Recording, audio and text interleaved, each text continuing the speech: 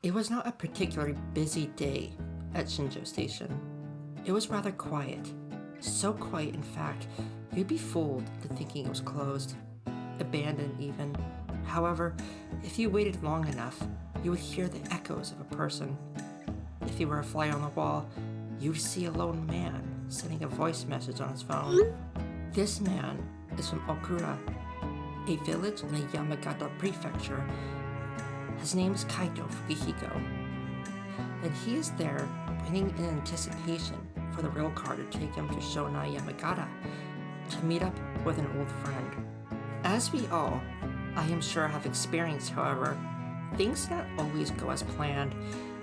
Life has a tendency to throw out curveballs, but for Kaito, well, he hits a home run because little does he know he's about to have an encounter with the apocalypse.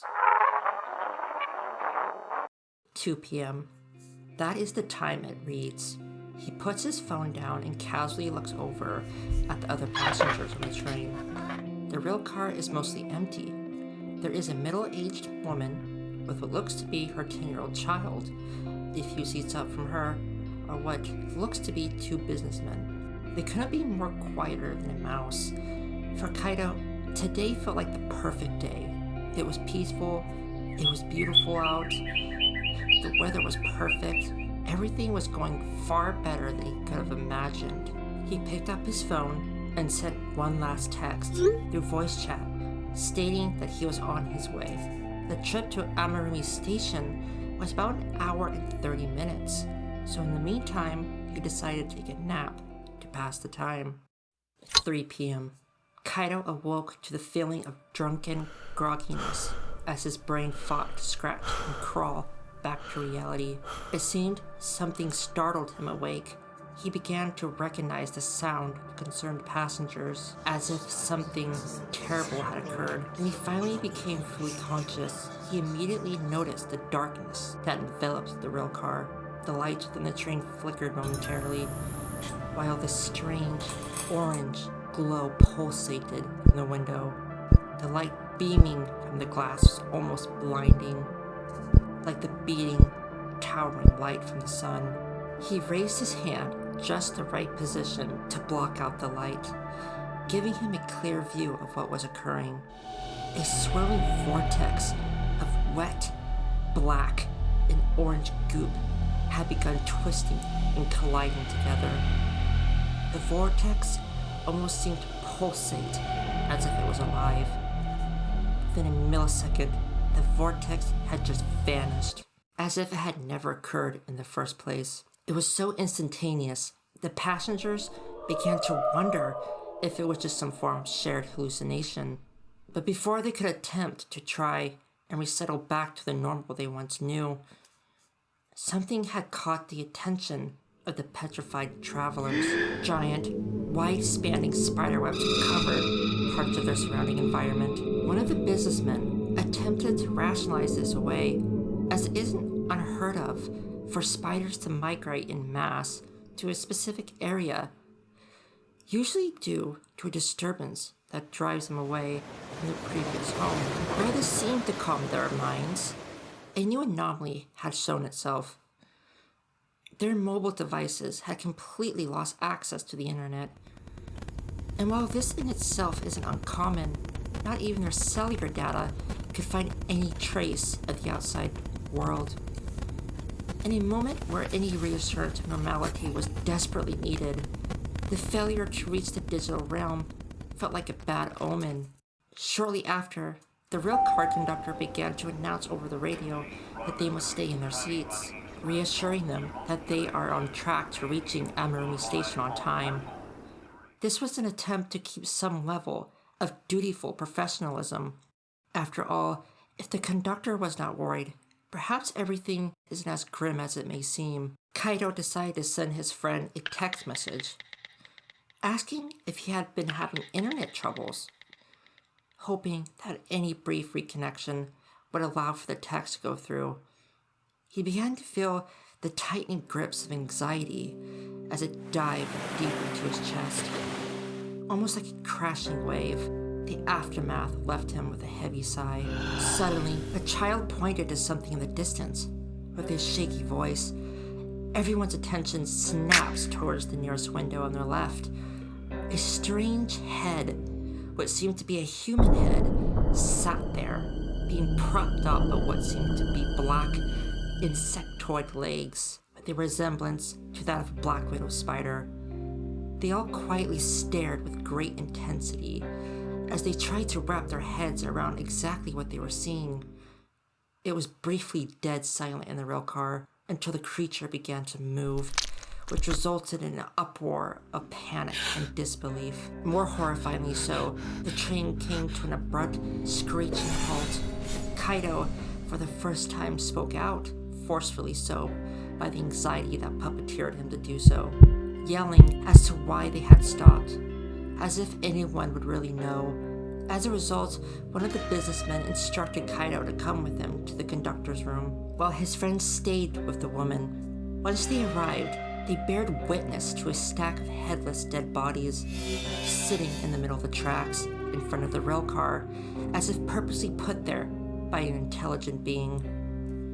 The businessman laughed hysterically, spouting that this must be one of those prank reality shows where people have no idea they have been targeted for our show.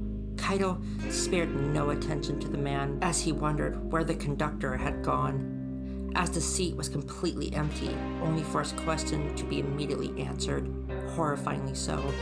One of the bodies belonged to the conductor. His lifeless body hung awkwardly on top of the pile, without a head at that. The businessman had become unhinged and marched out of the railcar, demanding for the film crew to reveal themselves, threatening to sue them for the wasted time and induced trauma that inevitably would follow. And in return, an actual group of individuals with cameras and a boom mic stepped out from a group of bushes just past the dead, headless corpses that were surely nothing more than a cheap prop. The man marched with steam puffing out of his ears, with a face painted with rage and satisfaction, demanding to speak to whoever was in charge of the show. A man then creeps out of the bushes. It was none other than the conductor, who came out with a reassuring smile. The businessman's reaction turned from anger to surprise as he realized the conductor was actually a famous game host he used to be quite fond of. He began to casually and gleefully walk up towards the famous game host for a handshake. Further away, back at the railcar, Kaido screamed at the man from afar to get back into the railcar immediately, but his words were completely blown off, as if he did not even exist. In truth, it seemed the man had been hypnotized by some form of psychic ability. The headless spider was beaming into the man's simple mind. The creature seemingly rose on its hind legs as it bared its fangs to the man, as it drooled with saliva and poisonous goop that seeped from the fangs. With great speed and incredible strength, it clamped down on the man's neck and tore its head bleeding off from his flesh, spine, and the river of veins that enveloped his interior. What followed was a strange snake-like parasite that fell from the mouth of the creature as it slithered into the back end of the man's exposed neck bone. It seemed to have a striking resemblance to the strange worm-like thing sticking out of the spider's mouth. Horrified and frozen in fear, Kaido forcefully stepped back into the railcar as if he was fighting off injected paralysis within his legs. He creeped halfway into the railcar, only to stop and stare at the remaining survivors. As his mind began to race with what to do next, the women barked at him, asking what had happened, with the businessman stumbling towards him, demanding to see his friend, only to become more upset as the silence from Kaido continued. Kaido stared deeply into the man's eyes, and with a shaken voice, said they must leave the railcar immediately if they are to survive. The businessman grabbed Kaido's collar and held him pinned to the wall, asking if he had done something to his friend. Angered, and with his time feeling wasted, he rushed out and went to find out for himself only to be petrified by the sight of his former coworker as nothing more than a headless spider. Kaido appeared behind the man with a blank expression. All he could mutter was sorry, as he then casually walked out into the distance, which then resulted in a full-on sprint.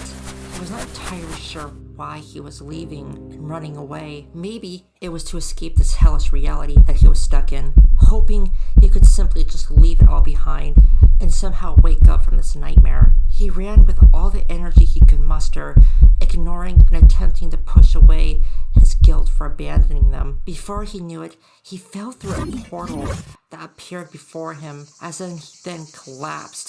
Suddenly, a ding rang from his phone. It was a reply from his friend. The man's eyes widened as he began to laugh hysterically. He looked around to see he had made it to Amurumi Station. What he hadn't noticed was the approaching army of human headless spiders floating above him, marching onwards to the complete destruction of humanity. Smoke and explosions blasted and echoed in the distance. Gunfire and fire jets rang in response. A large shadow that enveloped Kaido, belonging to a massive headless creature of impossible size. He looked at his phone to see the message his friend had sent him. It simply said, "Run."